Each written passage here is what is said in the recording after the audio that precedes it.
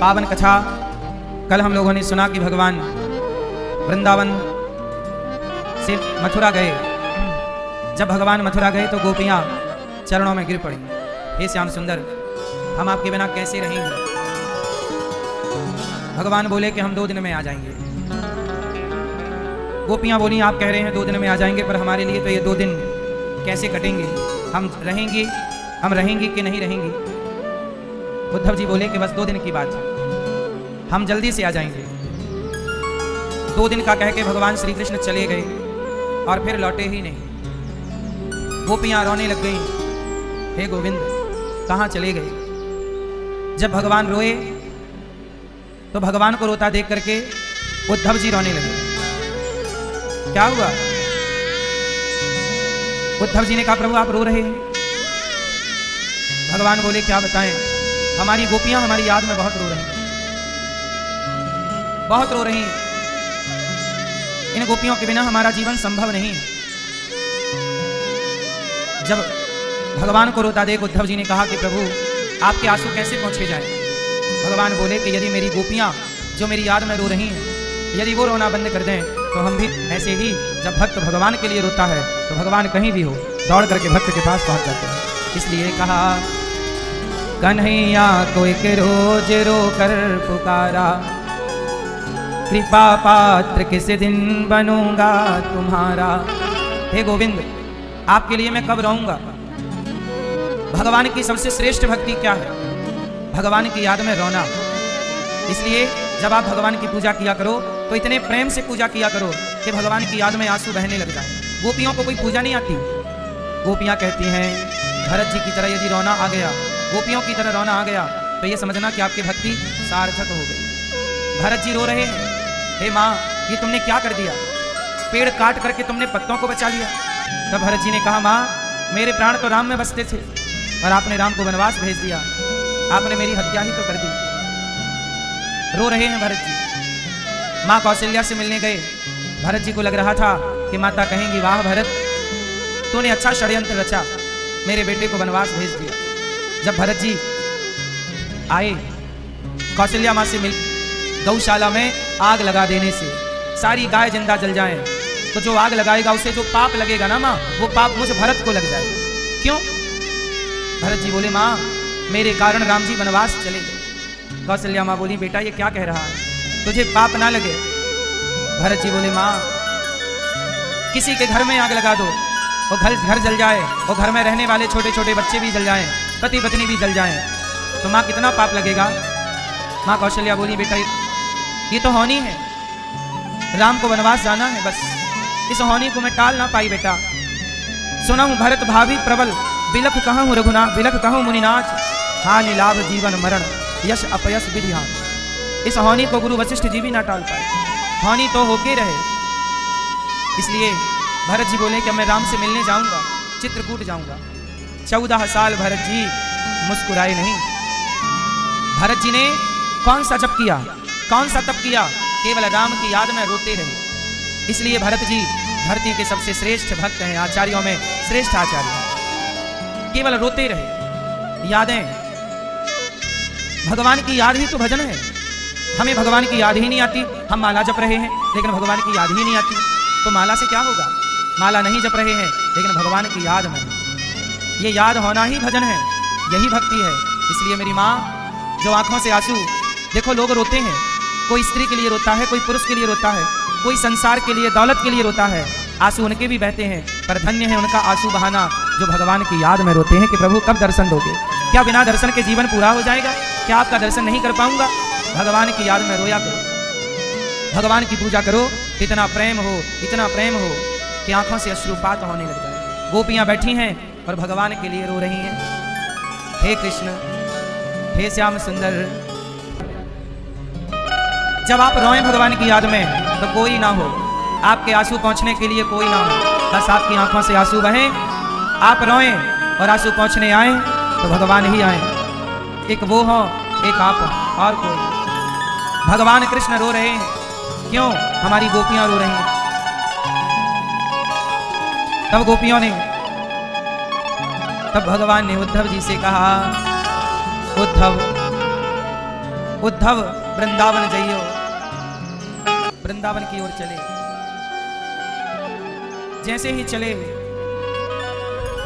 मथुरा से जब कुछ दूर वृंदावन निकट आया, वहीं से प्रेम ने अपना अनोखा रंग दिखलाया। जैसे ही उद्धव जी वृंदावन पहुंचे तो वृंदावन प्रेम की नगरी है। गोपियों का प्रेम, ब्रजवासियों का प्रेम उद्धव जी को छू गया। उद्धव जी को लगा कि मैं कहाँ आ गया। उद्धव जी पहुंचे तो पेड़ के नीचे कुछ ग्वाले रो रहे थे। तो उद्धव जी ने कहा, भैया यहाँ आओ, तुम रो क्यों रहे हो? तो ग्वालों ने कहा कि हमारे प्राण निकल गए। उद्धव जी हंसे, वाह अच्छा मजाक करते हो, अरे प्राण निकल जाते तो तुम मर ना जाते। ग्वालों ने कहा कि उद्धव जी हम इस प्राण का क्या करेंगे जिस प्राण से जीवन चलता है, शरीर चलता है। ये प्राण तो है पर हमारे प्राण धन तो कृष्ण थे, अब वो चले गए हमें छोड़कर। अब उद्धव ये बताओ कि जब प्राण चले गए तो इस चलते फिरते मुर्दे शरीर का हम करेंगे क्या? हम तो भगवान से यही कहते हैं कि हमारे इन प्राणों को भी जल्दी निकाल क्यों नहीं देते? हम इन प्राणों का क्या करेंगे? अब ये प्राण हमें बोझ लगने लगे। उद्धव जी बोले कि देखो तुम किसके लिए रो रहे हो? ग्वालों ने कहा कि हमारे कृष्ण के लिए पागल है। जब से कृष्ण गए हैं ना, पागल हो गई मैया, केवल पागलों की तरह व्यवहार कर रही है। भगवान की याद क्या है मेरी माँ? यशोदा माँ खाली पालने को झुलाती है। किसी ने आवाज लगाई, माँ, मैया को लगा कृष्ण आ गए। हाँ दौड़ पड़ी, हाँ कन्हैया तेरे लिए मक्खन तैयार है रे, आ तुझे मक्खन खिलाऊं। बाहर आई, कहाँ मेरा कन्हैया? उद्धव जी बोले, मैं कृष्ण का सखा हूं, मित्र, उन्होंने भेजा है। यशोदा मैया बोली, उद्धव क्या मेरा कन्हैया नहीं आया? नहीं आया। क्यों नहीं आया? क्या उसे अपनी माँ की याद नहीं आती? क्या वो अपनी माँ को भूल गया है? उद्धव जी बोले, ना माँ भूले नहीं है। तो क्यों नहीं आया? मैंने उसे ऊखल से बांध दिया था, शायद इसलिए नाराज हो गया, इसलिए आया नहीं है। एक बार कह देना कि मैं पांव पकड़ के माफी मांग लूंगी, क्षमा मांग लूंगी, मुझसे दूर ना हो कन्हैया, तुम्हारे बिना मैं मर जाऊंगी। मैया रो रही हैं। उद्धव जी समझा रहे हैं, माँ तुम जिन्हें अपना पुत्र कहती हो ना, वो भगवान है, वो भगवान है। उद्धव जी बोले, ना मैं किसी भगवान को नहीं जानती, मैं केवल अपने कृष्ण को जानती हूँ। और मुझे कृष्ण भगवान के रूप में नहीं चाहिए, मुझे तो मेरे पुत्र के रूप में चाहिए। ये माँ यशोदा का जो प्रेम है ना मेरी माँ, ये निर्मल प्रेम है और भगवान को यही प्रेम चाहिए। आप भगवान से प्रेम करें। और आप लोग क्या करते रहते हैं? पूजा, कभी फूल चढ़ाएंगे, कभी मिठाई चढ़ाएंगे, कभी ये चढ़ाएंगे, कभी वो चढ़ाएंगे। ना, फूल मिठाई पैसा रुपया अलग विषय है। भगवान आपके वस्तु और चढ़ावे के भूखे नहीं है, आपसे प्रेम की कामना करते हैं। मेरा भक्त मेरे से केवल प्यार करे। कैसा प्रेम? जैसे यशोदा माँ करती है। पूरी रात बीत गई, कृष्ण की चर्चा है। गोपियों के पास उद्धव जी गए। उद्धव जी बोले, गोपियों तुम क्यों रोती हो? गोपियां बोली कि हम उनकी याद में रोती हैं, कह के गए थे 2 दिन में आऊंगा, अभी तक नहीं आए। अब बताओ हम किसके लिए जिए? हम क्यों जिए? एक सखी बोली, हम मर भी तो नहीं सकती ना। क्यों? कहा था आऊंगा। यदि हम मर गए और तब कृष्ण आए तो? इसलिए हम जिंदा रहेंगी, उनके लिए जीवित रहेंगे। देखो जरा, हम भी जिंदा हैं, गोपियां भी जिंदा हैं। हम लोग जिंदा किसके लिए हैं? संसार के सुख के लिए। और गोपियां किसके लिए जिंदा हैं? भगवान के लिए। यदि आप भगवान के लिए जीवन रख रहे हैं, प्राणों को रख रहे हैं, तो आपका जिंदा रहना भी तो भक्ति है, क्योंकि भगवान के लिए जिंदा है। हम स्नान करते हैं तो भगवान के लिए कि नहा धोकर उनकी पूजा करें, तो आपका स्नान करना भी भक्ति हो गया। गोपियां कहती हैं कि हमें रोने दो उद्धव जी, हमें रोने में बड़ा सुख मिलता है। उद्धव जी बोले कि देखो, रोने में कभी सुख हो सकता है? रोने में सुख नहीं। गोपियां बोली, उद्धव तुम नहीं जानते, रोने का भी एक अपना सुख है। आप कभी भगवान की याद में रोइए, हे प्रभु कब दर्शन दोगे? देखो ना, हम लोगों का भी बुढ़ापा आ रहा है, हम लोग भी एक दिन बूढ़े हो जाएंगे और एक दिन मर जाएंगे।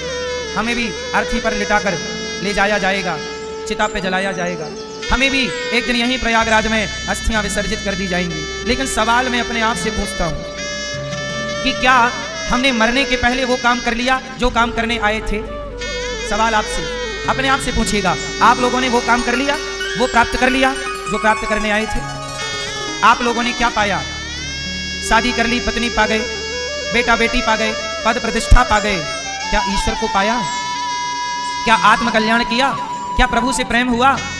संसार से ही प्रेम होता रहा, पैसों से प्रेम हो गया, सम्मान प्रतिष्ठा से प्रेम हुआ, संसार के लोगों से प्यार मोहब्बत हुई, पर जिससे प्यार करने आए उनसे तो प्यार हुआ ही नहीं। और हम मर गए।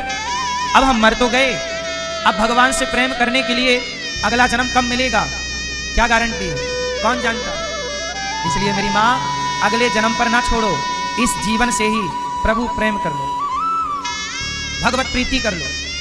ये शरीर, ये जीवन आज है, अनिरुद्धाचार्य के मर जाने के बाद पता नहीं ये शरीर अनिरुद्धाचार्य को अब कब मिलेगा, ये प्रयाग कब मिलेगा, ये भगवान की चर्चा कब मिलेगी। इसलिए आज मिली है तो अपना कल्याण करके ही चलो, आधा काम ना करो। संसार की उपलब्धियां बड़ी बात नहीं है। बेटे से प्रेम हुआ है, पत्नी से प्रेम हुआ है, परिवार से प्रेम हुआ है, क्या भगवान से प्रेम हुआ? नहीं हुआ तो हम नुकसान में हैं, हमारी हानि है। इसलिए मेरी माँ, गोपियाँ कहती हैं कि हमें रोने दो, हम उनकी याद में रोएंगी। उद्धव जी बोले, मुझे समझ में नहीं आ रहा कि रोने का क्या सुख है। तब उद्धव जी से गोपियाँ बोली कि देखो, जो प्रेम गली में आए नहीं, उद्धव तुमने कभी प्रेम किया है? क्यों मैया? गोपियाँ बोल रही, उद्धव क्या तुमने कभी प्रेम किया है? उद्धव जी ने कहा कि हम तो ज्ञानी हैं और ज्ञानी को प्रेम की क्या जरूरत है।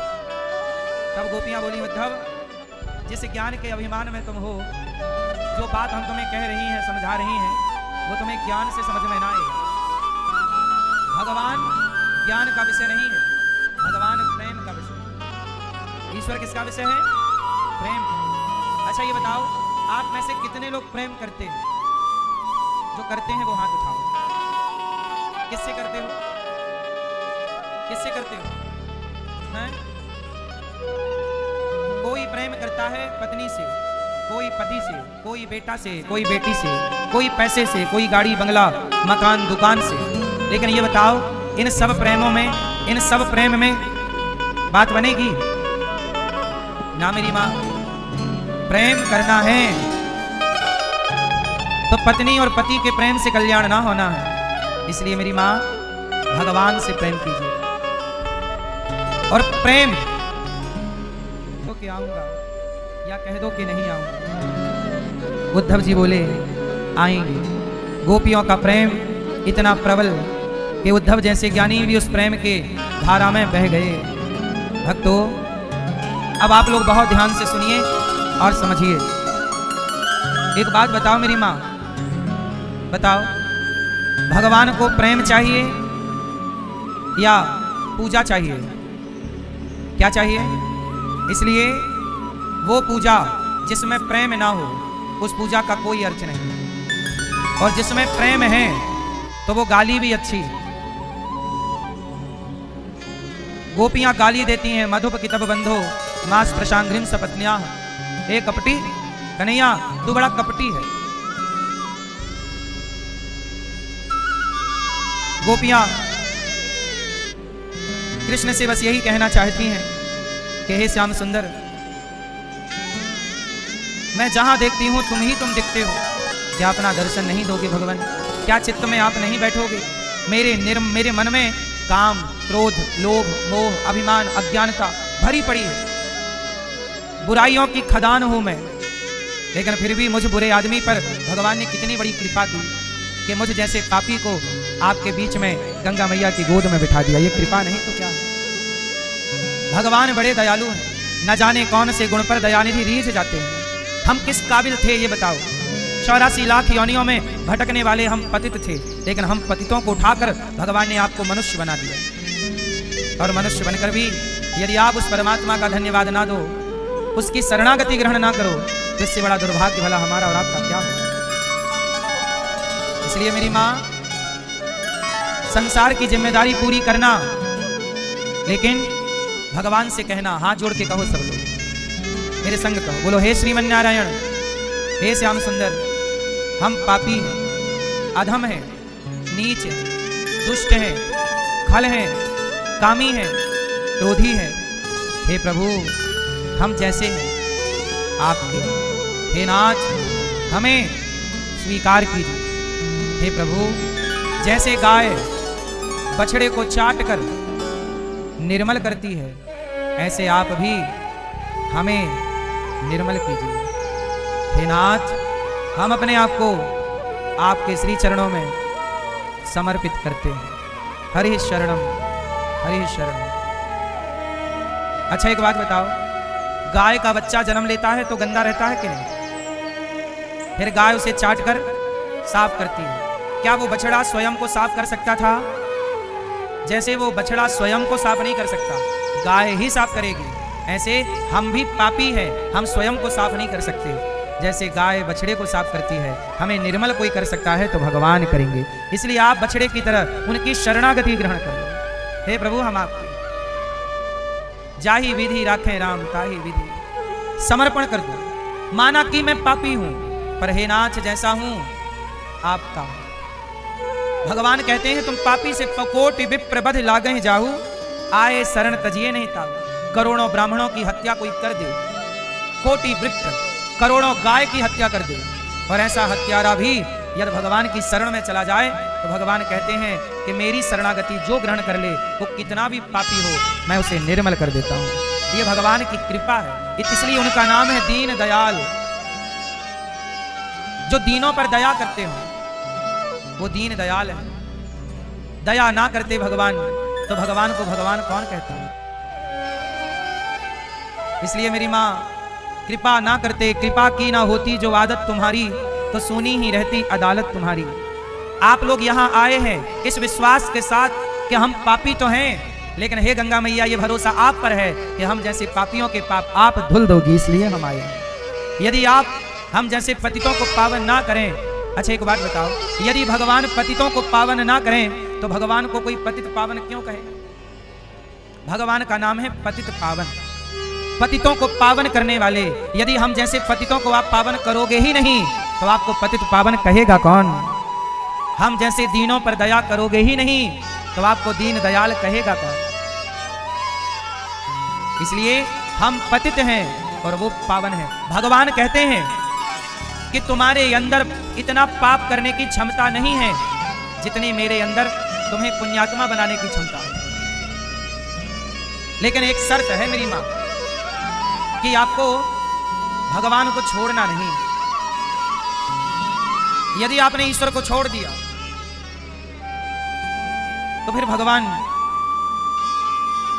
आपको चाह कर भी बचा नहीं सकते। चरणों को छोड़िएगा मत। रावण के पास विभीषण है, रावण को छोड़ते नहीं है विभीषण। भले विभीषण लंका के सुख से अलग है, पर लंका के प्रति आसक्ति है। और वो आसक्ति कब टूटी? जब रावण ने एक लात मार दिया। और जब लात मार के विभीषण को निकाला तो विभीषण समझ गए कि रावण मेरा नहीं है, राम मेरे हैं। और जब तक रावण को अपना मानते रहे विभीषण, तब तक घास की झोपड़ी में गुजारा होता रहा। और जब रावण को छोड़कर राम को पकड़े तो वही लात खाने वाले विभीषण को लंका का राजा बना के बिठा दिया भगवान ने। एक बार उनकी शरण में चले जाओ, भगवान बड़े दयालु हैं मेरी मैया। भगवान से निश्चल प्रेम कीजिएगा। गोपियों की चरण रज को उद्धव जी ने माथे लगाया, वापस गए। कहा प्रभु आप गोपियों से क्यों नहीं मिलते? भगवान बोले मैं गोपियों से अलग थोड़ी हूँ, तो आप जा क्यों नहीं रहे, मिल क्यों नहीं रहे? भगवान बोले उद्धव आपको जरा ज्ञान का घमंड हो गया था, उस ज्ञान के अभिमान से उतारने के लिए मैंने आपको वृंदावन भेजा। मैं गोपियों से एक पल के लिए अलग नहीं हूँ। तब भगवान ने हृदय में ब्रज मंडल का और गोपियों का दर्शन कराया। भगवान कोई अलग थोड़ी है गोपियों से। कभी वृंदावन आना तो ज्ञान के अभिमान में ना आना। यदि ज्ञानी बनकर वृंदावन आए तो कुछ ना पाओगे। वृंदावन तो प्रेमियों की नगरी है, इसलिए प्रेम का चश्मा पहन के आना वृंदावन। इसलिए वृंदावन के बंदर चश्मा निकाल लेते हैं कि ये वाला हटा लो, अब प्रेम का चश्मा लगाओ। यहाँ प्रेम के चश्मे से कुछ देखोगे तो दिखेगा, वरना कुछ भी नहीं दिखेगा। जो प्रेम गली में आए नहीं, प्रियतम का ठिकाना क्या जाने। जिसने कभी प्रेम किया ही नहीं, वो प्रेम निभाना क्या जाने। जिसने बेटी को जन्म दिया ही नहीं, कहते जिसके पैरों में विमाई फटी ही नहीं, वो पीर पराई क्या जाने। और जिसने बेटी को जन्म दिया ही नहीं, वो बेटी की विदाई क्या जाने। कुछ चीजें हैं तो सब नहीं जानते और सब जान भी नहीं सकते। इसलिए कभी वृंदावन आओ तो प्रेम, भगवान को देखो तो प्रेम की आंखों से। उद्धव जी वृंदावन से गए, भगवान ने दर्शन कराया। देखो ज्ञान में और प्रेम में थोड़ा सा अंतर है। ज्ञानी बंदर के बच्चे के जैसा है। बंदर का बच्चा बंदरिया को पकड़ता है, बंदरिया नहीं पकड़ती बच्चे को। बोलो हाँ। तो ज्ञानी भगवान को पकड़ता है, बंदर के बच्चे जैसा है। और भक्त बिल्ली के बच्चे जैसा है। बिल्ली का बच्चा बिल्ली को नहीं पकड़ता, बिल्ली बच्चे को पकड़ती है। इसका मतलब हुआ कि ज्ञानी भगवान को पकड़ता है और भक्त भगवान को नहीं, भगवान भक्त को पकड़ते हैं। इसलिए ज्ञानी खतरे में है, ज्ञानी के गिरने की संभावना है पर भक्त के गिरने की संभावना नहीं है। इसलिए भक्ति कीजिए, भक्त बनिए। उद्धव जी को लेकर भगवान गए द्वारिका, विवाह किया भगवान ने रुक्मणी जी से, फिर दूसरा विवाह जाम्बवंत की बेटी जाम्बवती से, तीसरा विवाह सत्यभामा से, चौथा यमुना मैया से। ये जो यमुना मैया प्रयागराज जी में है ये भगवान की पत्नी है। पांचवा विवाह उज्जैन में मित्रविंदा से, छठवां विवाह भगवान का सत्या के साथ हुआ, सातवां विवाह भगवान का भद्रा के साथ और आठवां विवाह लक्ष्मणा के साथ। भौमासुर नाम का एक दैत्य था जिनके पास 16,100 कन्याएं बंदी थी। भौमासुर ने 16,100 कन्याओं को क्या बना रखा? बंदी। भगवान ने भौमासुर को मारा और उन कन्याओं को आजाद किया। देवियों अपने अपने घर जाओ। कन्याओं ने कहा कि अब हम आपको छोड़ के कहां जाएं? भगवान से कहा कि हमसे विवाह करो। अच्छा, ये 16,100 कन्याएं कौन है पता है आपको? ये वेद की ऋचाएं हैं, ये तो आप जानते हैं। जब राम जी त्रेता में जनकपुर गए सीता मैया से विवाह करने, तो जनकपुर की जितनी सीता मैया की सखियां थी सबने राम जी को देखा और सब राम जी पे मोहित हो गए। बोली क्या ऐसे पति हमारे होंगे? क्या ये हमें मिलेंगे?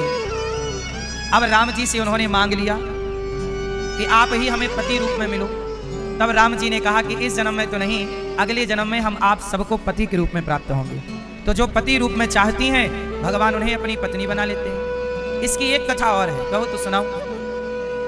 बद्रीनाथ जी का नाम सुना होगा। बद्रीनाथ जी, बद्रीनाथ में नर नारायण भगवान तपस्या कर रहे थे। आज भी वहां 2 पर्वत हैं, नर और जोर से नर नारायण भगवान। इसलिए बद्रीनाथ जी में नर नारायण भगवान की पूजा होती है। तो बद्रीनाथ जी में भगवान नारायण नर नारायण तपस्या कर रहे थे। इंद्र को लगा डर, इंद्र को लगा कि कहीं ये तपस्वी लोग तपस्या करके हमसे इंद्रासन ना छीन लें। तब क्या हुआ कि इंद्र ने अपनी अप्सराओं को भेजा। इंद्र के पास 16,100 अप्सराएं हैं, सारी भेज दी। जाओ। पहले साधु संतों की तपस्या कौन बिगाड़ता था? जोर से अप्सराएं। और आज भी अप्सराएं ही बिगाड़ रही हैं तपस्याएं। अप्सराएं कहीं चली थोड़ी गई हैं। इसलिए तपस्या के मार्ग में, भक्ति के मार्ग में चल रहे हो तो सबसे बड़ी बाधा है अप्सरा। अवसर मिला नहीं कि अप्सरा आई। आजकल लड़के लोग पढ़ रहे हैं तो पढ़ाई के दौरान ही उन्हें कोई अप्सरा मिल जा रही है और उसी अप्सरा के चक्कर में उनका अवसर खत्म हो जाता है। हाँ या ना? लड़के कम नंबर लाते हैं, लड़कियां ज्यादा नंबर लाती हैं, क्योंकि लड़के अप्सराओं में उलझ जाते हैं। और सुन लो लड़कों, अप्सराओं ने साधु संतों की तपस्या बिगाड़ दी तो तुम्हारी पढ़ाई बिगाड़ना कौन सी बड़ी बात है? इन अप्सराओं के लिए, इन अप्सराओं से बचोगे तो ही अपने लक्ष्य तक पहुंचोगे। और यदि इन अप्सराओं में उलझ गए तो ना घर के रहोगे ना। विश्वामित्र जी का नाम सुना होगा। विश्वामित्र जी चले तपस्या करने, बड़े संत, इतने बड़े विश्वामित्र जी जिन्होंने राम को लेकर के गए थे अयोध्या जी से। विश्वामित्र महामुनि ज्ञानी, विश्वामित्र जी तपस्या कर रहे, अप्सरा आ गई और अप्सरा इतनी सुंदर आई कि बाबा जी को प्यार हो गया और विश्वामित्र जी ने अप्सरा से शादी कर ली। शादी हो गई, बच्ची हो गई, लड़की हो गई। और जब लड़की हुई तो अप्सरा बोली अब टाटा, बाबा जी जाओ। कहा, बोले हम तो आपकी तपस्या बिगाड़ने आई थी, इंद्र ने भेजा था, अब हो गई तपस्या भंग, अब हम चली। अब बाबा जी को बड़ा बुरा लगा। विश्वामित्र जी बोले राम राम राम, मैं कहां फंस गया। उन्होंने फिर तपस्या स्टार्ट की और बाद में फिर वो ब्रह्मर्षि बने। कश्यपोत्री वशिष्ठस्य विश्वामित्रोथ गौतमा, ये सातों ऋषि यहीं गंगा के किनारे आकर के तपस्या किए हैं। आज भी यहाँ पे स्थान है सप्त ऋषियों का। तो कहने का अर्थ यह है कि बड़े बड़े ऋषियों की तपस्या अप्सराओं ने बिगाड़ी है। क्यों भैया, आपकी पढ़ाई लिखाई ठीक चल रही है कि अप्सराओं ने बिगाड़ रखी है? हैं? बिगड़ गई? इलू इलू तो नहीं चल रहा है? इसलिए मेरी माँ, मेरे नौजवान दोस्तों, अब सुनो, नर नारायण भगवान कर रहे तपस्या। इंद्र ने भेज दी 16,100 अप्सराएं, जाओ बिगाड़ो इनकी तपस्या। भाई सबली सारी भेज दी कि एक पर मोहित नहीं होंगे, दो पर नहीं होंगे, इतनी सारी किसी पर तो होंगे। तो भगवान नारायण के पास गई अप्सराएं और वहां जाके वो बैठ गई, अपना वही प्रपंच चालू हो गया, नाचना और नृत्य करना। भगवान की आंखें खुली तो भगवान ने देखा कि बहुत सारी सुंदर सुंदर स्त्रियां हैं, अप्सराएं हैं। भगवान समझ गए कि इंद्र ने भेजा। अच्छा, अप्सराएं सबको बिगाड़ सकती हैं, भगवान को थोड़ी बिगाड़ सकती हैं। भगवान ने उन अप्सराओं से कहा, देवियों आप लोग जाओ। तब भगवान ने अपनी जांघ से ऐसे किया तो एक अप्सरा भगवान की जंघा से प्रकट हो गई। उर्वशी, उर्वशी नाम की जो अप्सरा है, जो सबसे सुंदर है, भगवान ने जंघा से प्रकट की और बद्रीनाथ जी में प्रकट की और नर नारायण में जो नारायण है उन्होंने प्रकट की। और जब उनको देखा तो ये सारी जो 16,100 अप्सराएं थी सब लज्जित हो गई कि ये तो हमसे भी सुंदर है। और भगवान के तो जंघा ऐसे करें तो ऐसी अप्सराएं करोड़ों निकल जाएं, तुम क्या उनको तपस्या बिगाड़ोगी, क्या उनको भ्रमित करोगी?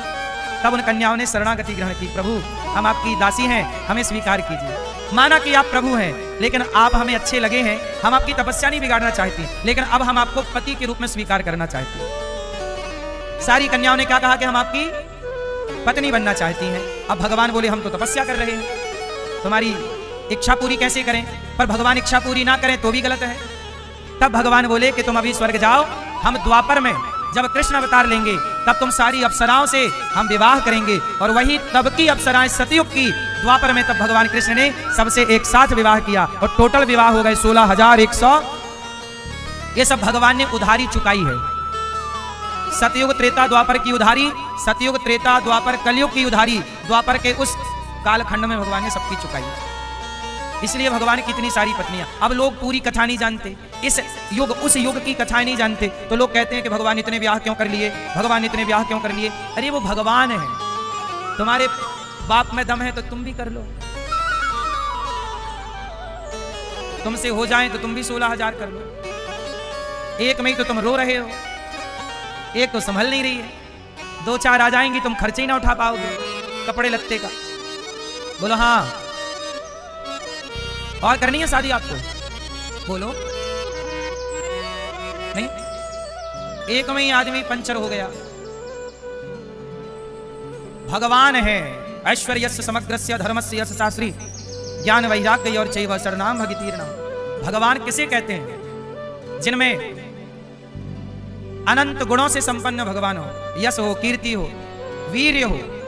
भगवान के 16,108 पत्नियां हैं और हर रानी के गर्भ से एक बेटी और 10-10 बेटे हुए हैं। अब बताओ तुम्हारे कितने बेटे हैं? 2। क्यों 2 हैं? 4 होने चाहिए, 6 हो। हाँ, हमारे यजमान जी हैं, इनके 11 बेटे हैं और 2 बेटियां हैं, है ना मैया? 11 छोरा गिनो, 1 2 3 4 5 6 7 और 2 बेटियां। तो आपको भी परिवार थोड़ा बड़ा करना चाहिए। बोलो हाँ कि ना? कितने बच्चे होने चाहिए? आपके कितने हैं? 3 हैं, तो अभी एक और आएगा। अच्छा,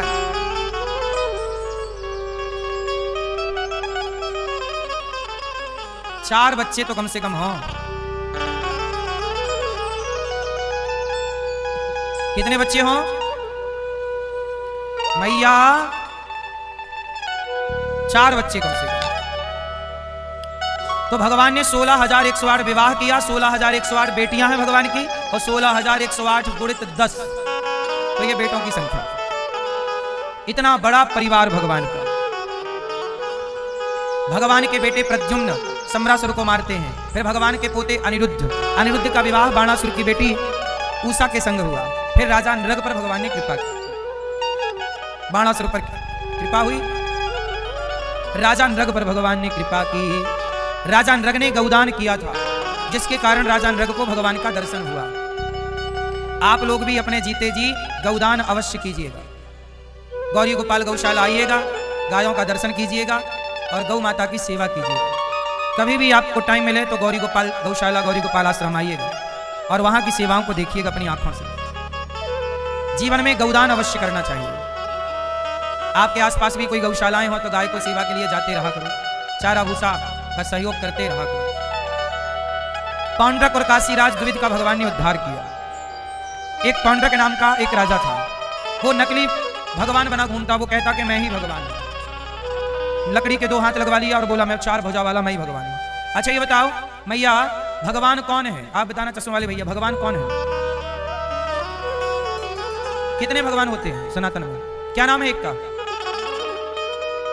भगवान को लेके हमारे सनातनी कंफ्यूज रहते हैं और मैं बार बार कंफ्यूजन मिटाता रहता हूं कि भगवान बहुत सारे नहीं होते।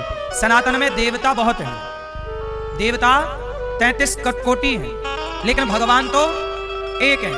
भगवान एक मुसलमान कहते हैं कि हमारे अल्लाह तो एक है, तो हमने कहा कि भाई आपके अल्लाह एक है, लेकिन हमारे भगवान एक तो हैं, पर अलग अलग काल खंड में, अलग अलग युगों में, अलग अलग भक्तों पर कृपा करने के लिए अलग अलग परिस्थिति के कारण अलग अलग रूप लेना पड़ा। उदाहरण से समझो, जैसे हिरण्यकश्यपु ने वरदान मांगा कि ना दिन को मरूं, ना रात को मरूं, ना अस्त्र से मरूं, ना शस्त्र से मरूं। तो अब बताओ, क्या हिरण्यकश्यपु के लिए राम का अवतार पर्याप्त था?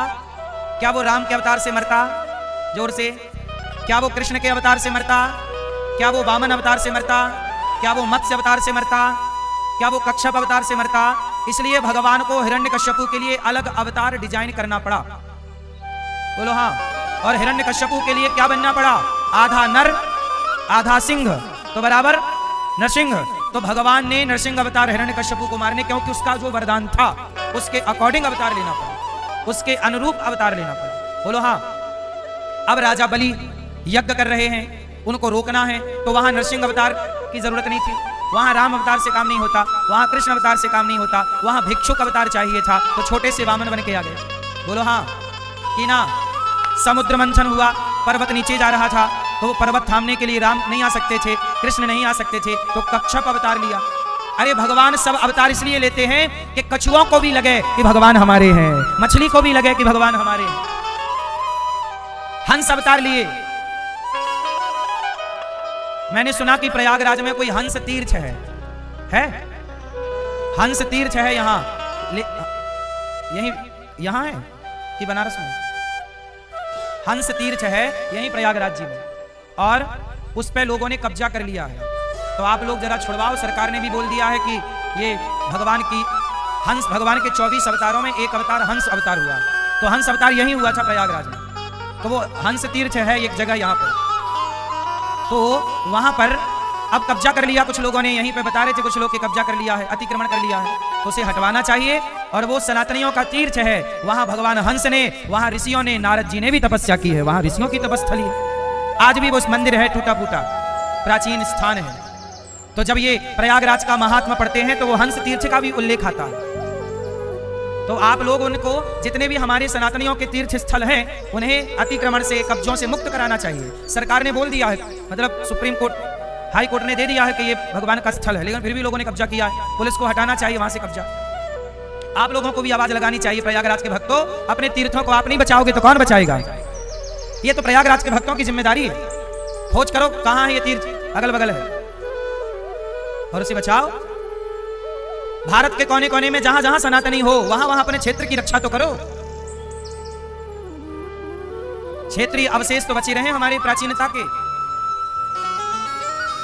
हमारा सनातन इतना साइंटिफिक है कि किसी के मिटाए नहीं मिटता। अब हमारे प्रयागराज में देखो, यहां अक्षय वट है, अक्षय वट है।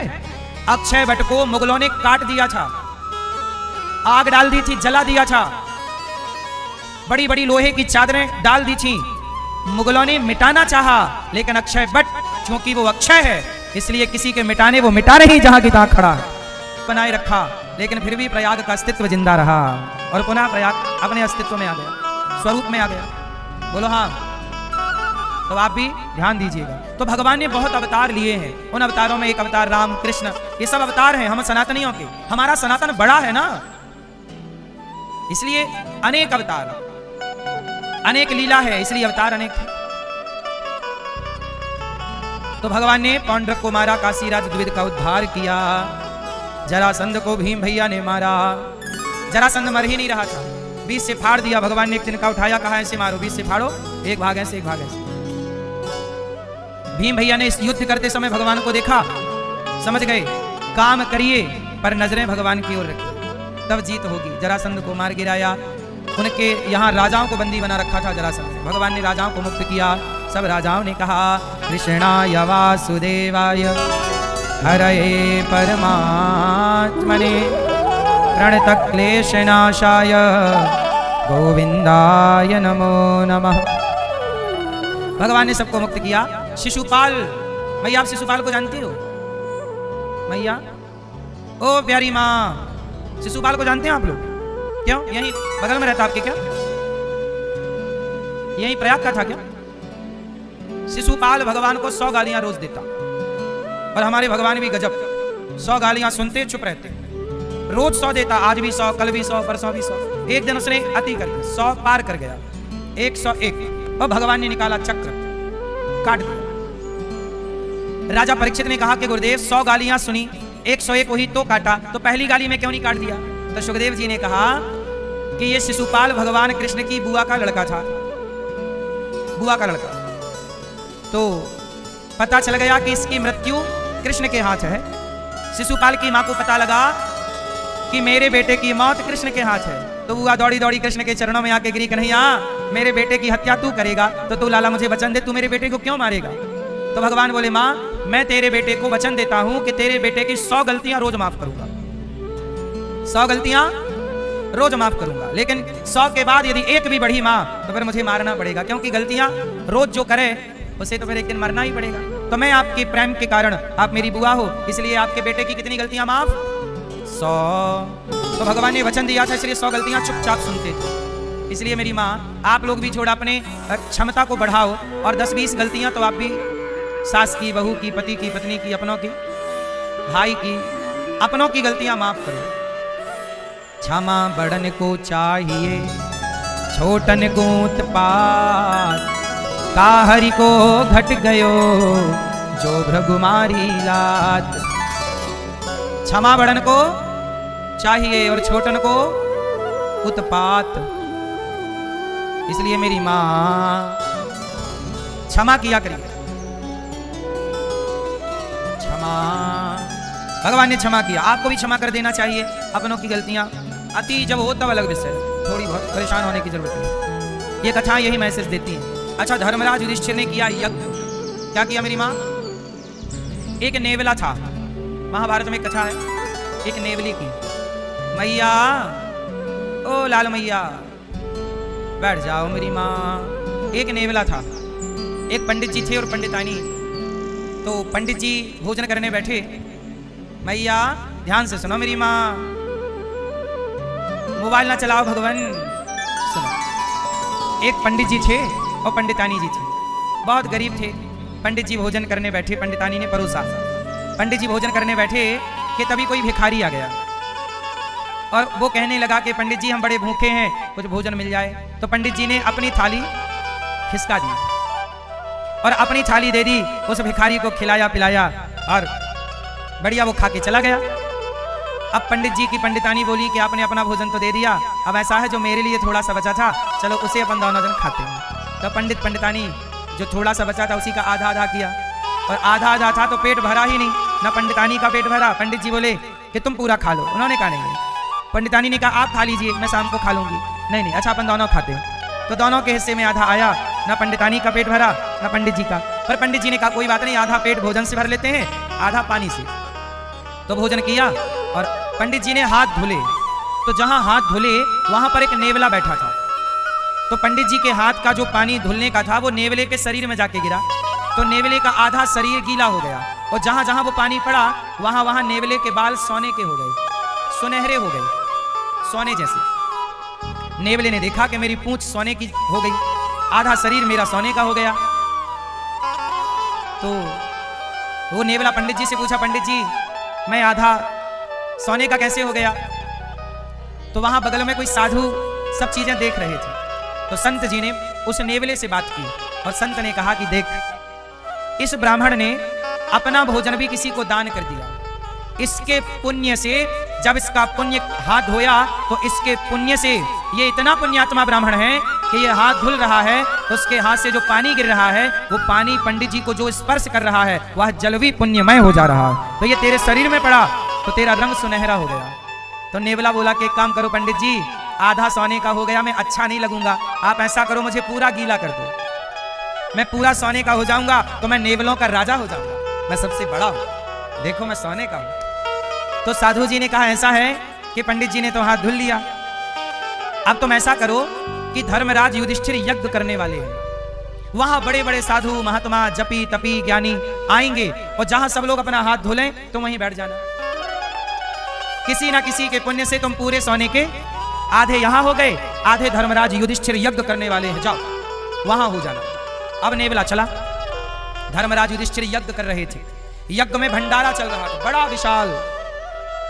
अब यज्ञ पूरा हो गया, भंडारे में बड़े बड़े साधु संत गृहस्थ सब खाए और सब हाथ धुलते रहे, और वो नेवला वहीं बैठा रहा। पूरा यज्ञ हो गया, सब खा पी के चले गए, पर नेवला सोने का हुआ ही नहीं।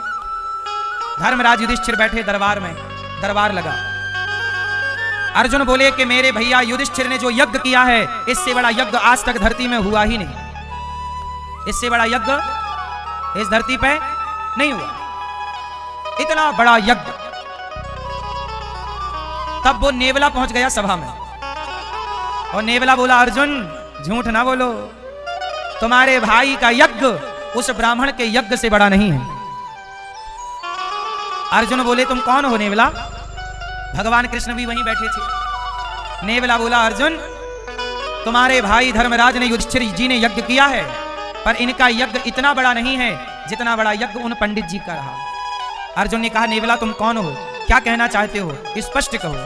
तब नेवले ने पूरी बात सुनाई कि मैं पंडित जी के यहाँ था, उन्होंने एक भूखे को भोजन कराया और अपना हाथ धोया तो मेरा शरीर देखो सोने का हो गया, सुनहरा, और आपके यहाँ इतने बड़े यज्ञ में इतने लोग खाए, सब हाथ धुले, मैं सबके नीचे रहा, लेकिन मेरा आधा अंग सोने का, इसका मतलब आपका यज्ञ उतना बड़ा नहीं। अब तो अब अर्जुन का अभिमान टूट गया, धर्मराज युधिष्ठिर का अभिमान टूट गया। भगवान श्री कृष्ण बोले कि अर्जुन चरणों में गिरे भगवान के कि प्रभु आप बताइए ये यज्ञ पूरा हुआ कि नहीं? भगवान श्री कृष्ण बोले कि ना, अभी ये यज्ञ पूरा नहीं हुआ। क्यों? बोले सब लोग भोजन कर लिए, पर अभी भी एक स्वपच भोजन करने को बाकी है। कहां है वो? ढूंढो, कोई अभी भोजन में बाकी है। ढूंढा तो जंगल में एक व्यक्ति बैठे हैं, साधु, जो भगवत चिंतन कर रहे हैं। कहा कि ये बैठे हैं देखो, और वो साधु नहीं, एक स्वपच, मतलब जिसे आज की भाषा में दलित कहते हैं, दलित समाज का एक कोई व्यक्ति है जो भूखा है। कहा कि तुमने यज्ञ किया, सबको भोजन कराया, लेकिन अभी एक तुम्हारे राज्य में भूखा है, चलो इन्हें ले चलो। उन्हें साथ सम्मान लाए और धर्मराज युधिष्ठिर ने भोजन कराया, और भोजन करा के जब उन्होंने हाथ धोए तो नेवला वहीं बैठ गया, और जब हाथ धोए और उन स्वपच साधु के हाथ का जल का स्पर्श जब नेवले के शरीर में पड़ा तो पूरा नेवला सोने का हो गया। अब धर्मराज युधिष्ठिर का यज्ञ पूरा हुआ। इसका मतलब ये कथा ये कहना चाहती है कि जब तक आखिरी व्यक्ति भोजन ना कर ले तब तक आपका यज्ञ सफल नहीं होता। अन्नदान जब तक ना हो तब तक यज्ञ सफल नहीं होता। इसलिए गौरी गोपाल भगवान की रसोई 24 घंटे चलती है कि आखिरी व्यक्ति रात के 2 बजे भी आए तो उसे भरपेट भोजन मिले। आप वृंदावन आइएगा, वृंदावन में 24 घंटे भोजन चलता है गौरी गोपाल रसोई में। 24 घंटे भरपेट भोजन मिलता है सबको। कभी भी आओ, दिन में आओ, रात को आओ, रात के 2 बजे आओ, रात के 3 बजे आओ, भोर के 4 बजे आओ, जब आप भोजन मांगेंगे मांगेंगे क्या, मतलब आपको मांगना भी नहीं पड़ेगा, वहां चलता रहता, आपको मांगना भी नहीं पड़ेगा। तो गौरी गोपाल रस उन्होंने किसी को खिला दिया। एक थाली भोजन भी, एक व्यक्ति का भी पेट आपने भाव से प्रेम से भर दिया तो वह एक यज्ञ के समान पुण्य है साहब। एक भक्त का, एक भूखे का, एक साधु का पेट भरना। इसलिए कहता हूं अन्नदान किया करो। अन्नदान से बड़ा कोई दान नहीं होता मेरी माँ। थोड़ा अन्नदान करना सीखिएगा बच्चों के नाम से। इसलिए गौरी गोपाल रसोई में आप भी संत भोजन करते हैं, आप भी एक दिन की सेवा कीजिए कि आज संतों को भोजन हम कर रहे हैं। सबके बिना जीवन संभव है, अन्न के बिना जीवन संभव, इसलिए रोज अन्नदान करना चाहिए आप गृहस्थों को नित्य। भले एक मुट्ठी अन्नदान करो, एक मुट्ठी चावल, एक मुट्ठी गेहूं, एक मुट्ठी दाल निकाल के रख दो। 30 दिन में 30 मुट्ठी हो जाए तो गौरी गोपाल भिजवा दिया करो। 30 मुट्ठी का जो बने उसका वो भिजवा दिया करो कि हम रोज 5 रुपए निकाल के रखेंगे गौरी गोपाल के लिए। रोज 10 रुपए निकालेंगे और 10 रुपए रोज निकालो, 20 रुपए रोज निकालो और महीने में 10-10 रुपए जोड़े तो कितना हुआ, 300 रुपए हुआ। तो 300 रुपए रोज का, एक 5-10 रुपए भी रोज के हिसाब से 300 रुपए महीने का आप निकाल के रखो अलग, ताकि हमारे घर से रोज अन्नदान हो। रोज दान रोज करना चाहिए। गौरी गोपाल में भोजन रोज होता है। वृद्ध माओं को रोटी रोज चाहिए। गौरी गोपाल गुरुकुल में 150 बच्चे हैं, बच्चों को रोज रोटी चाहिए। 400 गैया है, रोज चारा चाहिए। आप लोग दान कभी कभी करते हैं, हम कहते हैं दान का नियम बनाओ और ये दान अपने बच्चों को भी सिखाओ। कमाई का 2% 5% दान जरूर करना चाहिए। दान करने से धन घटता है कि बढ़ता है? क्या होता है? दान करने से धन की शुद्धि होती है। धन में भी दोष होते हैं, जो हम पैसा कमाते हैं उसमें दोष होता है कि नहीं? बोलो हाँ, क्या दोष होता है? अब जैसे सरकारी कार्यकर्ता है, सरकारी कार्यकर्ताओं को सरकार पैसा देती है। अब सरकार को पैसा कहां से आता है? सरकार को सब तरह से पैसा आता है। अब जो बूचड़ खाने चल रहे हैं, गौ हत्याएं हो रही हैं, तो गौ हत्या का पैसा भी तो सरकार के खजाने में जाता है। टैक्स जरूर ले लेती है सरकार। सरकार किसी के घर घुस जाती है और इनकम टैक्स के नाम से और घर में घुस के ले आती है पैसा। तो जिसका पैसा घर सरकार घुस के ले आती है, ईडी बोलते हैं कुछ, तो ये बताओ जिसके घर से पैसा ले गई वो हंस तो रहा ना होगा? आपके घर कोई घुस जाए सारा पैसा ले जाए। तो सरकार का जो पैसा है, राजा का जो पैसा होता है, सबसे गलत पैसा राजा का ही बोला गया है शास्त्रों में। सबसे गंदा पैसा किसका है? राजतंत्र का। राजा का पैसा सबसे गलत होता है धर्म की दृष्टि से, क्योंकि राजा के खजाने में गौ हत्या का पैसा भी आ रहा है, लूट घसोट का पैसा भी आ रहा है। बोलो हाँ। तो सरकार के खजाने का जो पैसा है, इसलिए पुराने जमाने में जैसे वशिष्ठ जी थे, वशिष्ठ जी कभी दशरथ जी से पैसा नहीं लेते थे, क्योंकि सरकार के पास टैक्स का पैसा आता है। राम के जमाने में टैक्स अच्छा था, आज के जमाने में तो टैक्स बहुत है, लोग रो रो के टैक्स देते हैं। तो सरकारें रुलाती हैं जनता को कि देना ही पड़ेगा, तो रो रो के पैसा मिला, तो सरकार का पैसा अपवित्र है। इसलिए आपको तो सैलरी में, आप तो मेहनत कर रहे हो, आपको महीने में 30,000 50,000, साल 10 महीने का 1 लाख आ गया, वो पैसा आपको तो लगाना है बच्चों में, तो उस पैसे से 2% पहले पुण्य किया करो। धन की शुद्धि कैसे है? कहते हैं कि तन पवित्र सेवा किया। तन को शुद्ध करना है तो सेवा करो, मन को शुद्ध करना है तो कीर्तन करो, और धन को शुद्ध करना है तो दान करो। इसलिए जो कमाओ पहले उससे दीन दुखी की सेवा करो, भूखे को रोटी खिलाओ।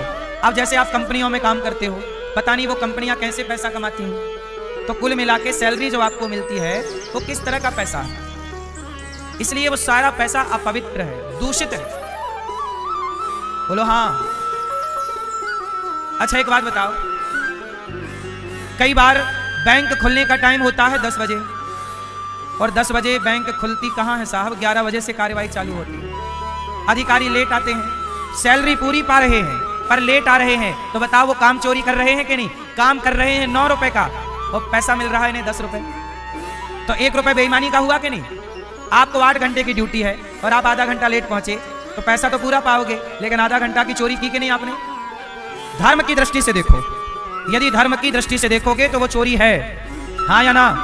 वो चोरी का पैसा तुम्हें फलेगा। इसलिए कहता हूं कि हमारे धन में बहुत दोष होता है। इसलिए कहता हूं कि जो पैसा कमाओ उसका पहले थोड़ा सा हिस्सा धर्म के लिए, दान के लिए निकाल दो, फिर यूज करो, फिर वो पवित्र हो जाता है।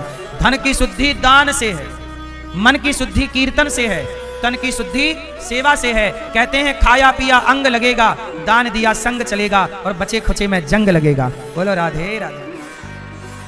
जो रह गया वो जंग खाएगा, जो खा लिया वो अंग लगेगा। बोलो हाँ। आजकल सबको सरकारी नौकरी चाहिए। पहले का आदमी सरकारी नौकरी से बचता था, क्योंकि सरकार का पैसा अच्छा नहीं होता। बोलो हाँ। ये बात सही है कि गलत? हम गलत बोल रहे हैं क्या? क्यों मैया? गौ हत्या का जो पैसा जाता है वो कहां जाता है? सरकार के खाते पे, और वही पैसा आप लोगों को बंटता है महीना पूरा होने पे।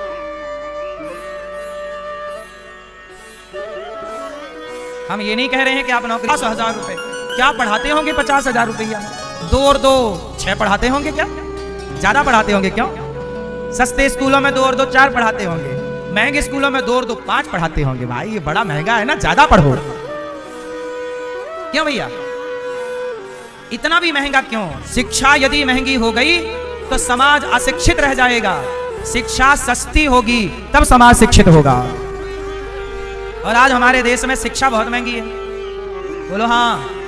कि वो पूरा बंद कर दिया जाए और प्राइवेट स्कूलों को बोला जाए कि सरकारी स्कूल के जितने बच्चे हैं इन्हें आप फ्री में पढ़ाइए और फीस कम करिए। और सरकारी स्कूलों का जो खर्चा है सरकार थोड़ा सा सपोर्ट प्राइवेट स्कूलों को कर दे, और एक ही स्कूल रह जाए, या तो फिर प्राइवेट खत्म हो जाए तो सरकारी सरकारी रह जाए। अब ना वो घर के हैं ना शिक्षा है ही नहीं हमारे देश में।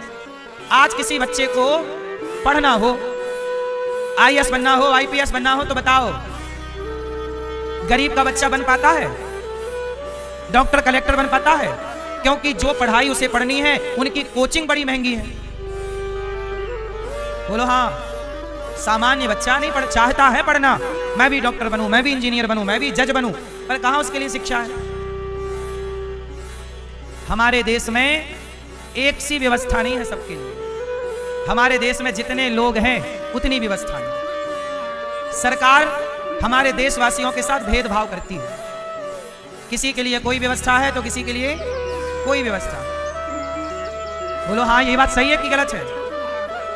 शिक्षा राम के जमाने में फ्री हुआ करती थी और हमारे यहाँ कोई भेदभाव नहीं होता था। चलो बताओ भगवान कृष्ण कहाँ पढ़े थे?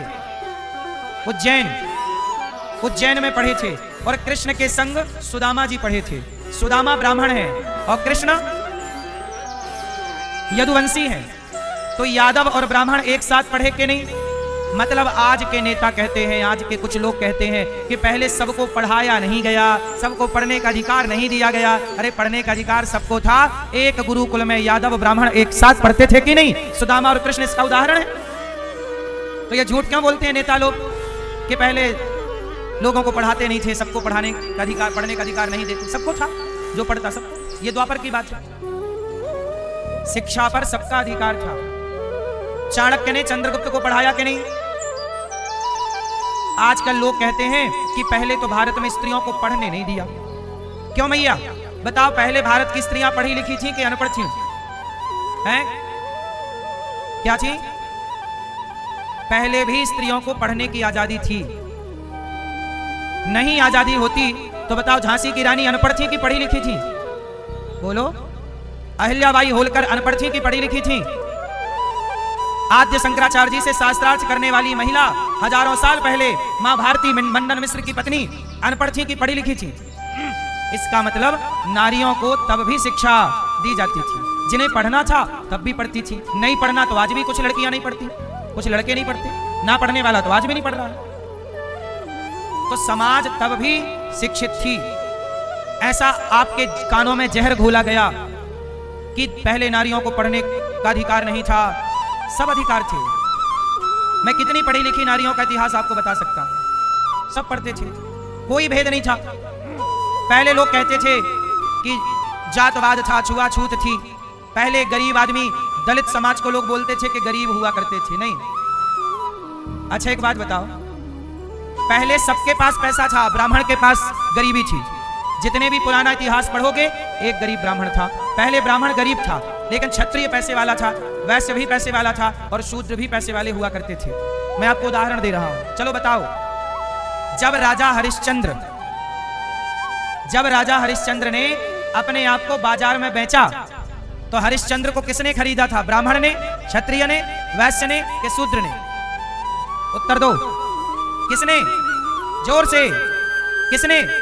शूद्र ने। डॉम ने खरीदा था। डॉम, जिन्हें आज आप दलित भाई कहते हैं।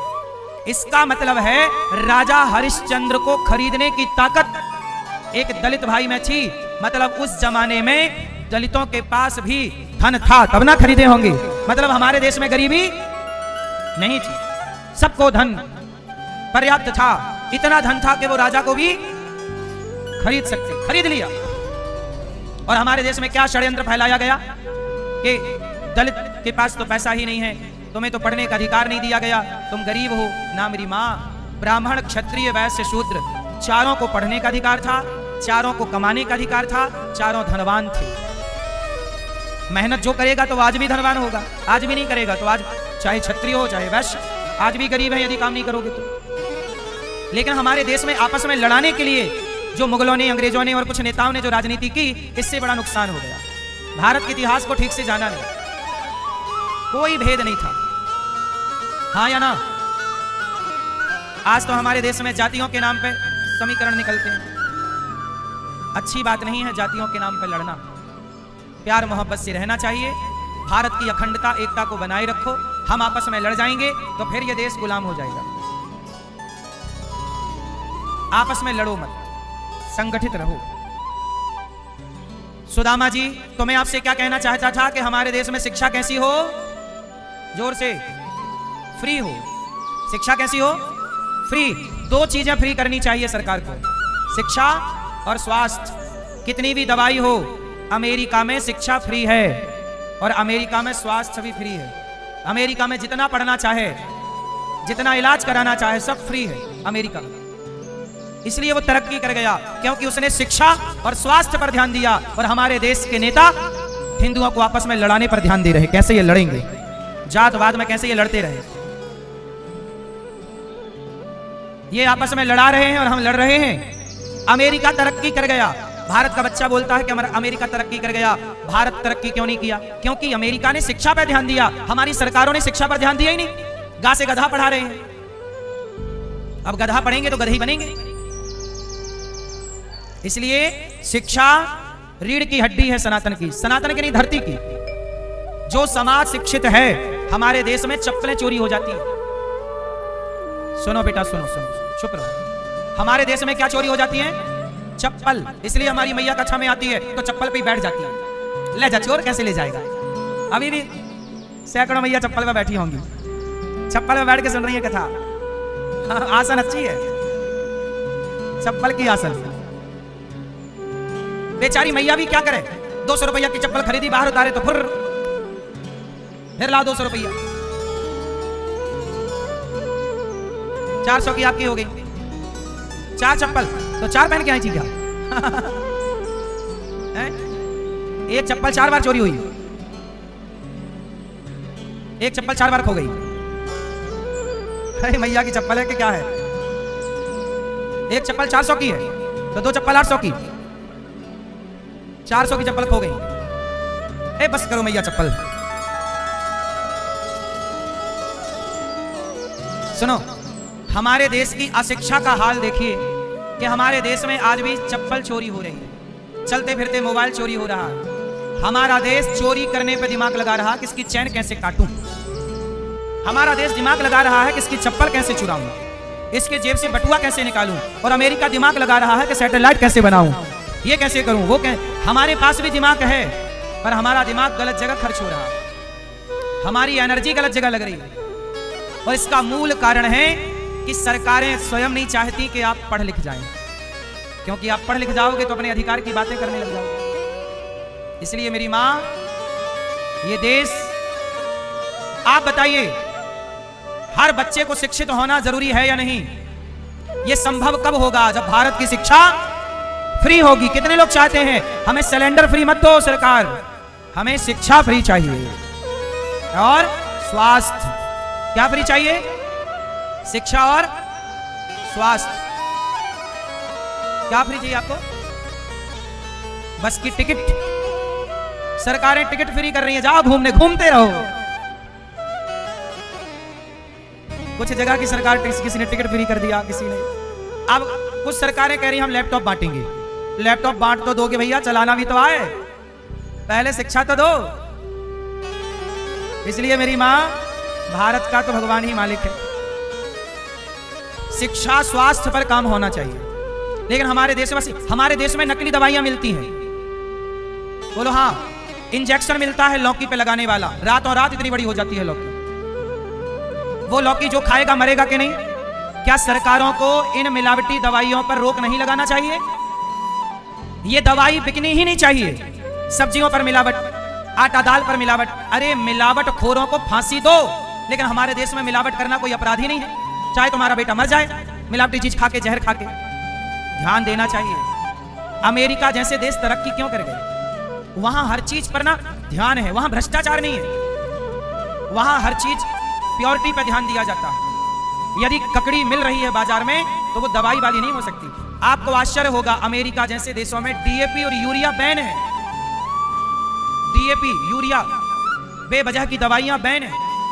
हमारे यहां धड़ल्ले से सब चल रहा है। जो दवाई गलत है उन्हें, हमारे देश में दवाइयां नकली बिक रही है मेडिकलों में। बोलो हाँ, नकली दवाई क्यों? सरकार नहीं पकड़ पा रही है। इसका मतलब सिस्टम कमजोर है।